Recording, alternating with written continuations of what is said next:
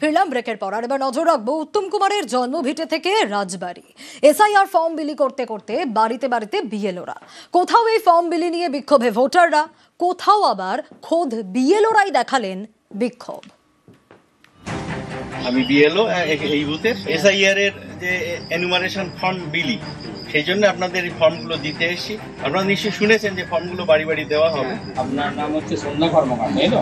আর দু কপি আমি এক মিনিট বলছি কি করতে হবে, আমি বলছি। তাহলে আমরা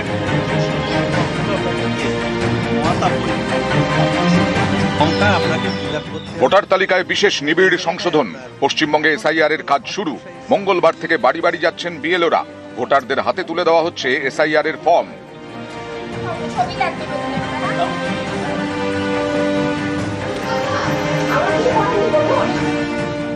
প্রথম দিনেই এসআইআর ফর্ম বিলি করতে মহানায়কের জন্মভিটেতে, কলকাতার আহিরিটোলা স্ট্রিট। এখানে উত্তম কুমারের জন্মভিটে। মঙ্গলবার সকালে এখানে যান বিএলওরা। উত্তম কুমারের পরিবারের সদস্যদের হাতে তুলে দেন ফর্ম। ফর্ম ফিল আপ করতে দিয়ে গেছে, আর ছবি দুটো, আর ওই ছবি মারতে বলে না, এখনো হয়নি, হবে। একটু তো জটিল আছে, খুব সহজ নয়, কিন্তু কিছু করার নেই, নিয়ম যখন বেরিয়েছে করতেই হবে। এনুমারেশন ফর্মটা দিলাম, স্ক্যান করে নিলাম, যেটা অফিসের কাছে তথ্য গেল যে আমি ফর্ম ডিস্ট্রিবিউট করে দিয়েছি। তা আমি রেজিস্টারে সই করে নিলাম যে আমি ফর্ম দিয়ে দিয়েছি। ওনার কাছে আমি 7 দিন বাদে আসবো।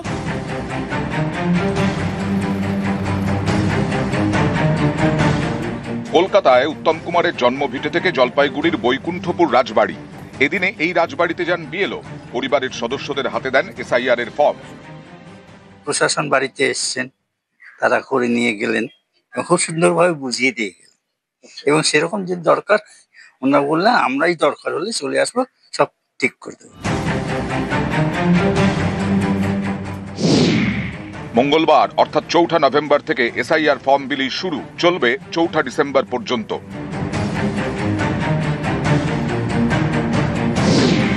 বাড়ি বাড়ি গিয়ে তালিকা ধরে ভোটারদের নাম মিলিয়ে দেখছেন বিএলওরা। ভোটার পিছু 2টি করে ফর্ম দেওয়া হচ্ছে। ফর্মে থাকছে ভোটারের প্রিন্টেড ছবি।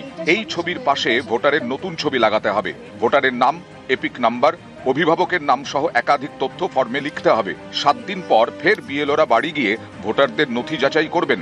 ফিল আপ করা 2টি ফর্মের মধ্যে একটি বিএলও নেবেন, আরেকটি ফর্ম সই করে ভোটারকে ফেরত দেওয়া হবে। যে পরিমাণ পাহাড় পরিমাণ কাজ আছে, সে তুলনায় সময়টা খুবই কম। প্রথমে ফর্ম দেওয়া, তারপর ফর্মটা জমা নেওয়া, তার ডিজিটাইজেশন, মানে লং প্রসেস এবং খুব কমপ্লিকেটেড প্রসেসটা, মানে সবাই বুঝে উঠতেই সময়টা পেরিয়ে যাবে। কাজটা খুবই শক্ত। মঙ্গলবার সকালে কলকাতার কাশীপুরের একটি বাড়িতে যান বিএলও, কিন্তু সেই সময় বাড়িতে কেউ ছিলেন না, তাই ফর্ম দেওয়া যায়নি। পরে আবার সেই বাড়িতে যান বিএলও।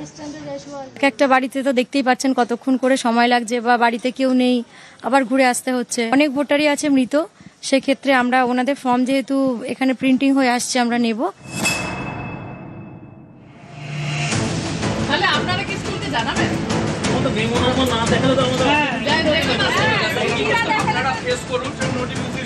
বাড়ি বাড়ি গিয়ে প্রত্যেক ভোটারকে 2টি করে ফর্ম দেওয়ার কথা।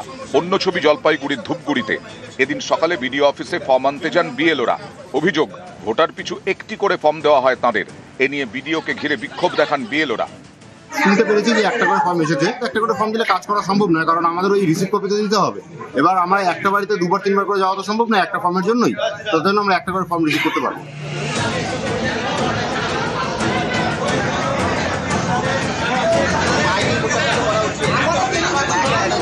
একই ছবি মুর্শিদাবাদের সালারে। পর্যাপ্ত ফর্ম না মেলায় বিক্ষোভ দেখান বিএলওরা।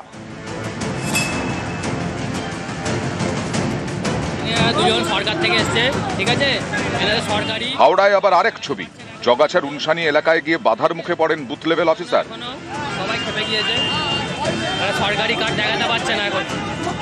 অনুপমা দাস হাওড়ার বাগনানের একটি স্কুলে পড়ান।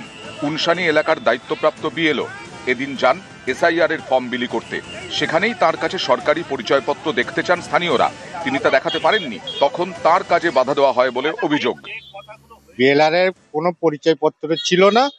হ্যাঁ, নির্বাচন কমিশন যে পাঠিয়েছে আমরা কি করে বুঝবো তাকে? থানা বলেছে আমরা কালকে লোক আসবে, আমরা তাদের সাথে থাকবো, তারপরে ফর্ম দেওয়া হবে। নিউজ 18 বাংলা।